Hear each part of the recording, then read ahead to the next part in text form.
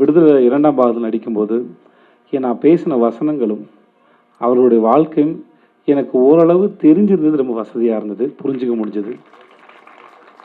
அதில் மஞ்சு வாரியர் ஒரு வசனம் சொல்லுவாங்க, இன்றைக்கி பல பேர் தோளில் துண்டு போடுறதும் காலில் செருப்பு போடுறதும் தீபாவளி பொங்கல் போனஸ் வாங்குறதும் 8 மணி நேரங்கிறது வேலை நேரமாக இருக்கிறதும் ஞாயிற்றுக்கிழமை விடுமுறையாக இருக்கிறதும் ஒன்று மாதிரியான பல தோழர்கள் போராடி ரத்தம் சிந்தி இந்த அதிகாரத்தாலையும் முதலாளிகளையும் தாக்கப்பட்டு ரத்தம் சிந்தி உயிரிழந்து வாங்கி கொடுத்தோன்னு இங்கே எத்தனை பேருக்கு தெரியும்னு.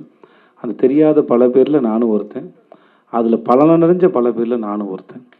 இந்த மாதிரியான பல தோழர்களுடைய ரத்த தியாகத்தினால இன்னைக்கு இதெல்லாம் அனுபவிச்சுட்டு இருக்க பல கோடி பேரில் நானும் ஒருத்தன்.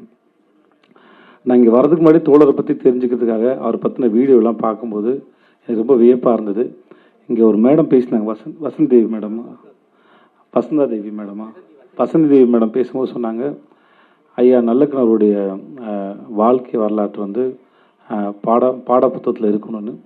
அதை நானும் கேட்டுக்கிறேன் தமிழக அரசு. முக்கியமாக அதன் வழியாக இந்த சிகப்பு சிந்தனையும் அதுக்கு பின்னாடி இருக்க தியாக வாழ்க்கையும் நம்முடைய வரலாறும் ஐயா நல்லக்கணவருடைய வாழ்க்கையின் மூலமாக எல்லாரையும் போய் சென்றடையும் நான் நம்புகிறேன். மிக்க நன்றி. என்னை அழைத்தமைக்கு நான் ரொம்ப சந்தோஷப்படுறேன். அவரை தெரிஞ்சுக்கிட்டு ரொம்ப சந்தோஷப்படுறேன். நான் 2 முறை சந்தித்தேன், 2-3 தடவை சந்திச்சிருக்கேன்.